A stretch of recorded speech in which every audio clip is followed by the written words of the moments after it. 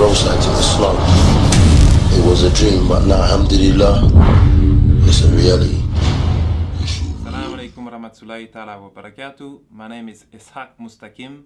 My father is from Haiti and my mother is from Switzerland, and I'm Muslim 2 years now. I was born in Montreal and I grew up in Montreal. When I was a young kid, I was really good in school. Like my mom, I'm sure my mom had like high hope in me because I was his first kid, and I was a really good kid, really good grades in school and everything. Everything changed while I was looking for happiness. I was only living with my mom and my stepfather, and I didn't really have a father figure. My stepfather was not a father figure, and my dad was not in my life. So I ended up being raised by the street. So at the age of 13, 14 years old, I started looking like the other kids in school, and I saw them, I saw the kids that were taking drugs and drinking alcohol and going out with girls. I saw them more happy than the other kids. So I started to wanted to be with them and try that stuff. So that's what I did. And hanging out with bad people end up to giving us bad habits. So at the age of 15, I was so bad that they put me in a juvenile jail. So I went to juvenile jail for a few months, and after that I didn't stop doing bad things. I did so much bad things that they wanted me to lock me down for good. So I ran out from that juvenile jail, and after that my mom had to send me back to send me to Switzerland. So I went to Switzerland to work for her brother, and I was working there for 3 months. But then again, I was alone there, but I put myself into a trouble that the police was looking for me, that I had to come back here to Montreal. And that was at the age of 17. At the age of 17, I cooled off. I stopped doing bad things a little bit because I was saying to myself soon I will be 18, and soon if I get caught, I will go to jail.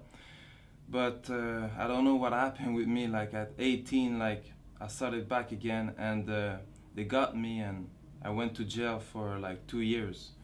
Before I went to jail, I learned that the happiness was into getting high, getting drunk, and getting with girls.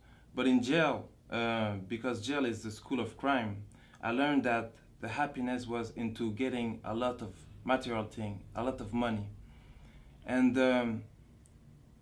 2 years in that jail made made me have a criminal mind. I didn't have a really criminal mind before, but that 2 years that's what it did. And I was Christian before, and I was Christian, but I was not praying. I was only praying when I wanted something really bad, or when I was into problems. And that jail time was for me a problem. So I started reading the Bible and praying a little bit. And I don't know why, somebody that I wasn't speaking with, he wasn't around who I was hanging with. He just came and gave me the Quran, and he told me to read it. But at that time, I was reading the Bible, and the Quran was not written the same way, so it didn't touch me. So I just give it back.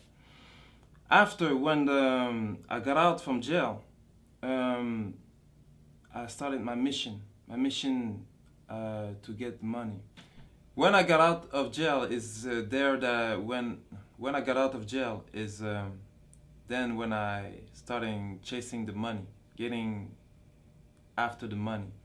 And because I had no school, and the fastest way to get money was a criminal way, that's the way I went. And in every type of way to make money, any type of like bad thing you can think, I was in it, because really my plan was getting money. And I lived like, I don't know if it's a good thing, or if some people would say it's a good thing, some people would say it's a curse, because in my life, like, I achieved like most of my goals that I wanted. And for 10 years, like, I lived that life of like luxury, that life of power and respect. So because when I say this, like, people don't really understand, so I have to make a little bit like of explain a little bit. Like when I say like I had the things that most people, young and older, they would like to have, that I had in my life, they don't really understand, because everybody has his own perspective on like what is luxurious. So when we're talking about cars, Benzes, I had a few, BMW, Porsche, Viper, Hummer, Jaguar, Cadillac, like most of all the brands, like the big brands, that's the car that I had. Like houses, condos, but not like only like the cars like normal, like the car, because when you buy a car, it's like to make you happy, but the thing is that happiness doesn't last. So right after, like, you have to suit up the car. But after, when the car is suited up, there's nothing else to do. So you buy another car. Me at one time, like, had like 2 cars, and I was renting out like other cars just to have another change, because like I was bored. I had a house and I was living in hotel suites. It cost me like 10,000 a week just for hotel suites. So the clothes, like just the clothing, like because like when you have money, like even the money like change your style a little bit. Because before I was like I was dressing like everybody, but after that I had to like buy suits, you know, like $3,000-4,000 suits, you know. And I had like me, I was not really the type that was going like into clubs and partying. I didn't really like that. What I liked it more was really, because really I was on a mission, I really liked it more like staying home, counting money, planning for other plans, you know. So when I got out to into the club, was only like for money purpose. When we had like meetings, or like when they invite me, so they had to be like VIPs and everything. Because the thing is that most of the rappers, they want to be like gangsters, and most of the kids, they want to be like rappers. But those rappers, they want to be like the criminals.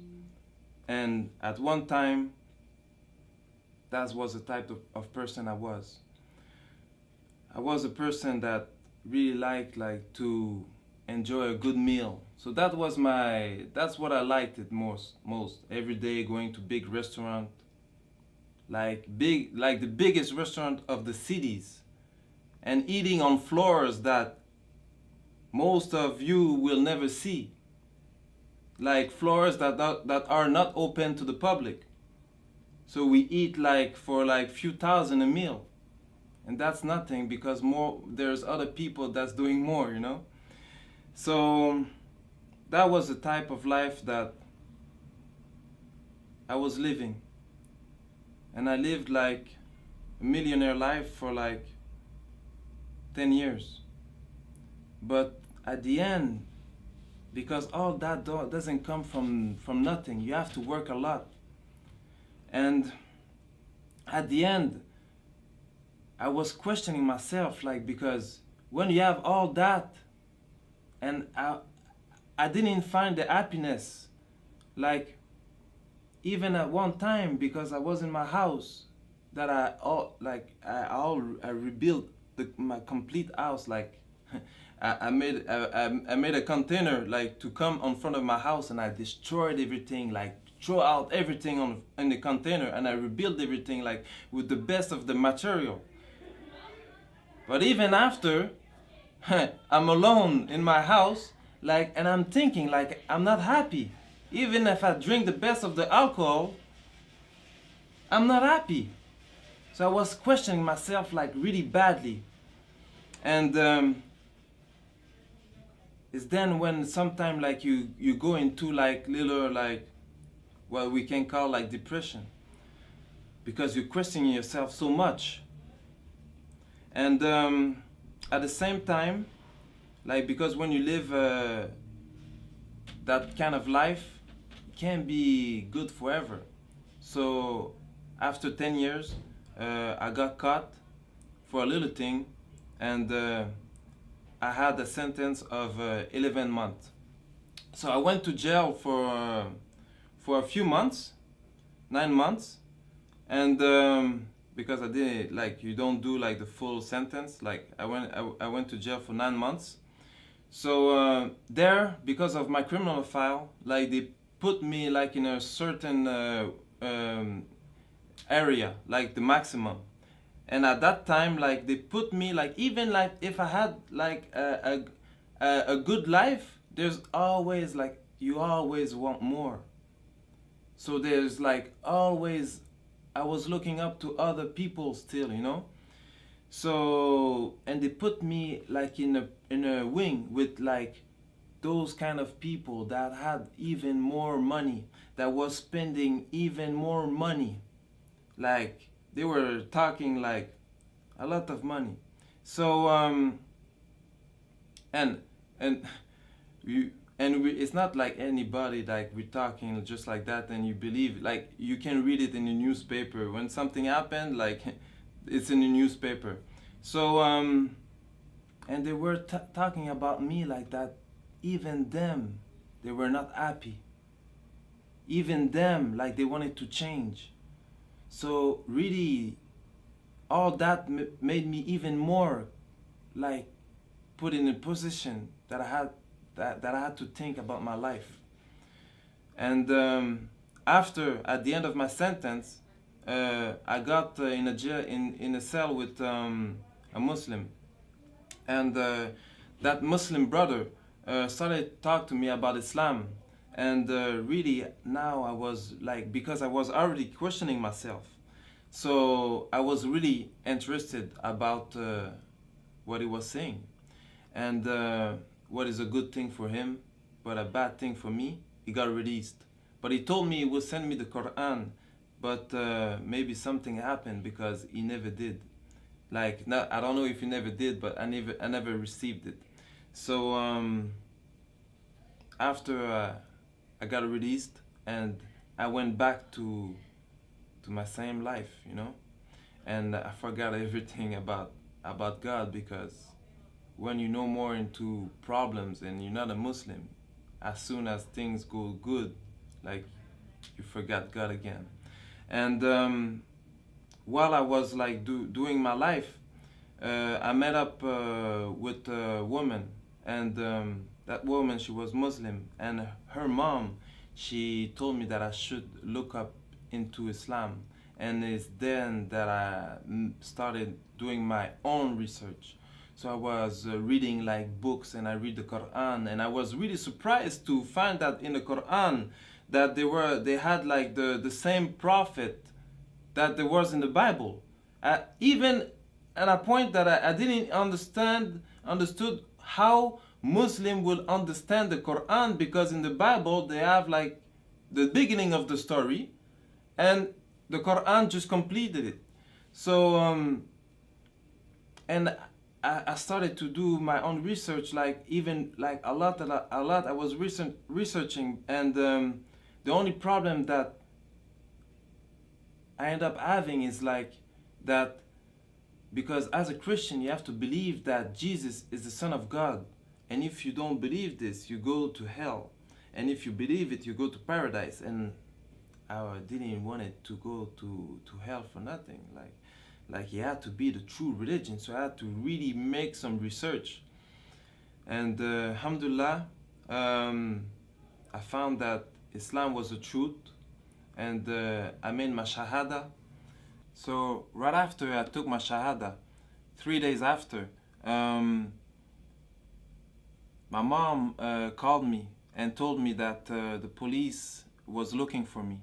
So I went to see my lawyers, and they told me that I should give myself tin. So I went and I gave myself tin, but for the first time, it was the first time I went into jail as a Muslim. I'm here with my client Isaac, or known as Ishaq Mustaqim, who is charged in Montreal with various offenses, particularly fraud, forgery, the use of forged documents. With regards to the fraud that my client is charged with, the amount of the fraud is $689,970.24. This would occurred in the year of 2006 over a 3-month period between the months of May and September. But there's a different side to Isaac that we know and that we've come across. Since his arrest, since these events, Isaac has completely turned his life around. I mean, notwithstanding this criminal record, I mean, breaking and entering, conspiracy to commit a criminal act, robbery, assault, mischief, intentional impersonation, I mean, the list goes on and on. Notwithstanding all of this, this individual has completely changed himself. He is no longer the person that he was when he was younger. He's married. He had a tough life. I mean, he grew up on the street. He grew up a life of crime and violence. That's no longer the person he is. He's married. He's a contributing member of society. He has a stable job. We have letters of recommendation from his employers. He's found religion. He's converted to Islam, and he's very observant of that. He commits himself to do charity work on a purely volunteer basis. No one has asked him to do this, and these are all signs of someone that has seen the process, seen that crime is not a life that he has chosen, and he has clearly indicated that he wants to be a contributing member of society, and that what advice have you got to Muslims and non-Muslims regarding Islam? But because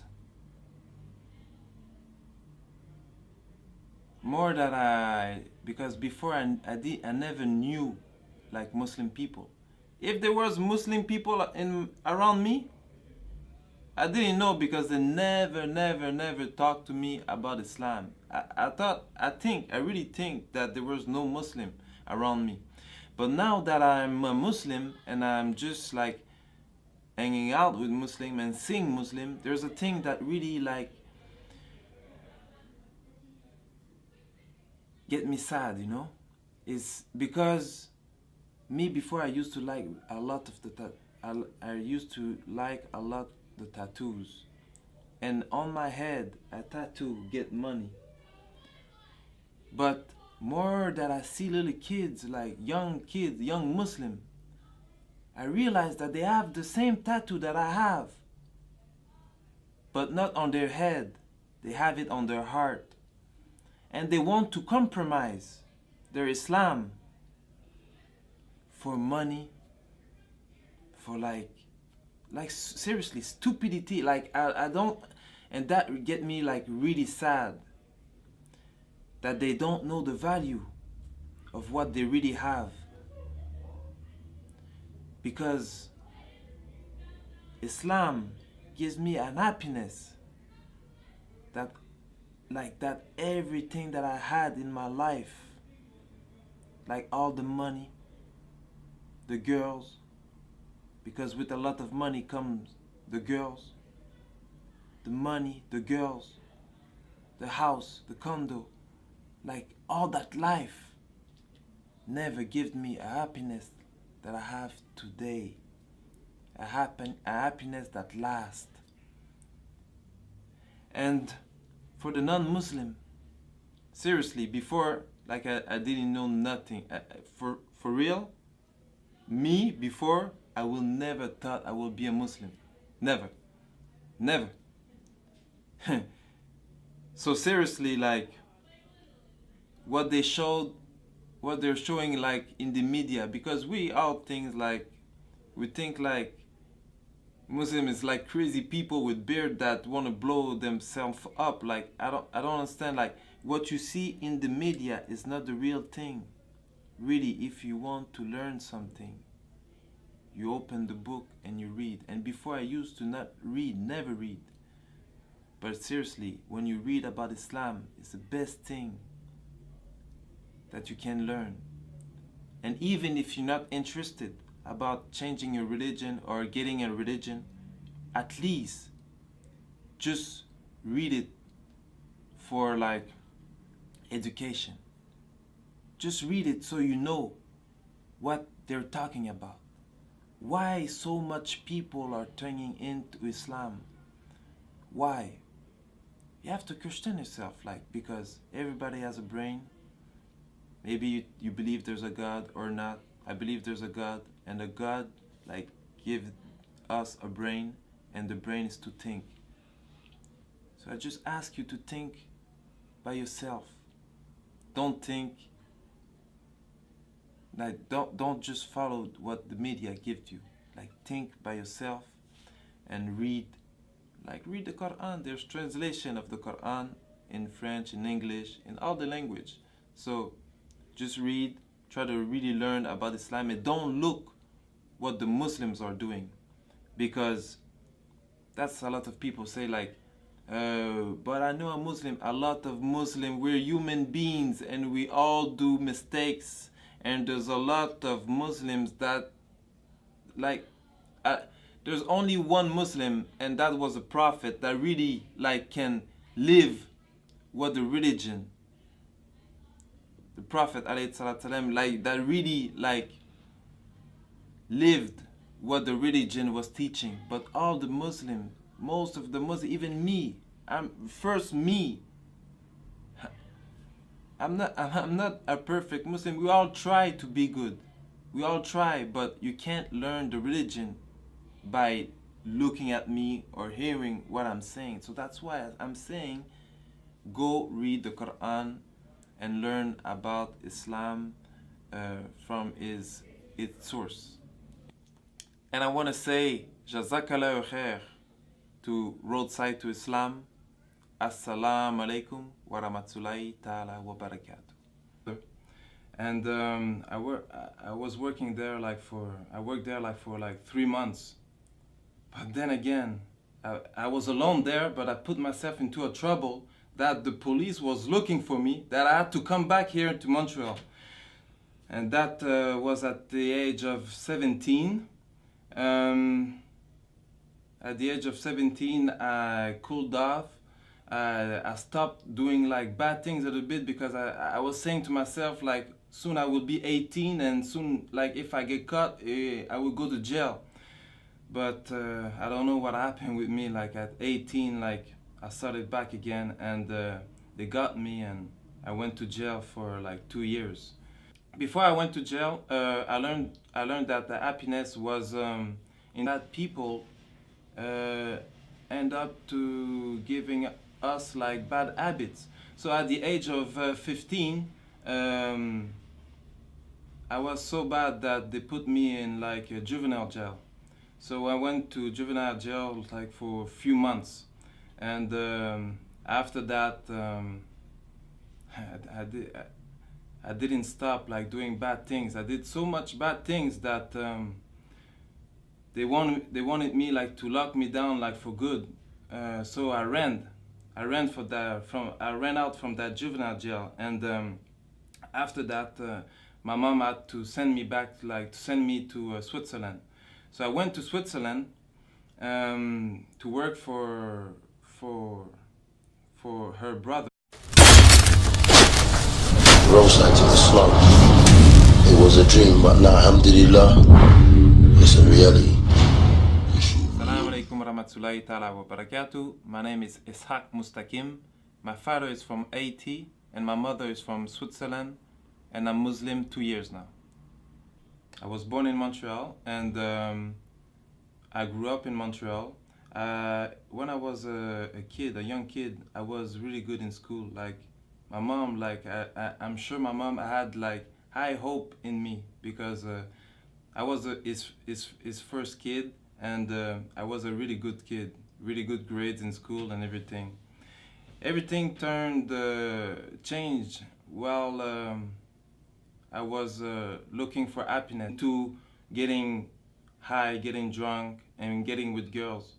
But in jail, because jail is the school of crime, I learned that the happiness was into getting a lot of material thing, a lot of money. And 2 years in that jail made me have a criminal mind. I didn't have a really criminal mind before, but that 2 years, like, that's what it did. And I was Christian before, and I was Christian, but I was not praying. I was only praying like when I wanted something really bad, or when I was into problems. And that jail time was for me a problem. So I started reading the Bible, and I was only living with my mom and my stepfather, and I didn't really have a father figure. My stepfather was not a father figure, and my dad was not in my life. So I ended up being raised by the street. So at the age of 14 years old, I started looking like the other kids in school. And I saw them, I saw the kids that were taking drugs and drinking alcohol and going out with girls. I saw them more happy than the other kids. So I started to wanted to be with them and try that stuff. So that's what I did. And hanging out with